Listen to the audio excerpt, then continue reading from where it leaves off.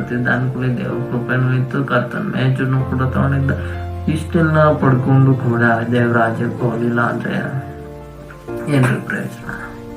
Brothers sisters, ಏನಾದ್ರೂ ಪ್ರಯೋಜನ ಇದೆಯಾ? ಏನು ಕೂಡ ಪ್ರಯೋಜನ ಇಲ್ಲ. ಆದ್ರೆ ದೇವರ ಕೃಪೆಯನ್ನ ಕಾಪಾಡ್ಕೊಂಡು ಬೇಕಾದ ಜವಾಬ್ದಾರಿ ಅದು ನಿಮಗೆ ಉಳ್ಳದ್ದು. ಆಮೇಲೆ ಹಾಲಿಲ್ಲ ದೇವರ ಕೃಪೆ ಎಷ್ಟೇ ಕಷ್ಟಗಳು ಬರಲಿ, ಎಷ್ಟೇ ಹೋರಾಟಗಳು ಬರಲಿ, ಎಷ್ಟೇ ಶೋಧನೆಗಳು ಬರಲಿ, ಆಮೇಲೆ ಹಾಲಲ್ಲಿ ಎಲ್ಲಾದ್ರೂ ದೇವರೇ ಕೃಪೆ ನನ್ನ ಸಂಗ ಶಾಶ್ವತವಾಗಿರಲಿ. ದೇವರೇ ನಾನು ನಿನಗಾಗಿ ಸಾಯವರೆಗೂ ನಿಲ್ಲುತ್ತೀನಿ ಎಂಬ ದೃಢ ನಿರ್ಧಾರವನ್ನು ನೀವೇ ತೆಗೆದುಕೊಳ್ಬೇಕು.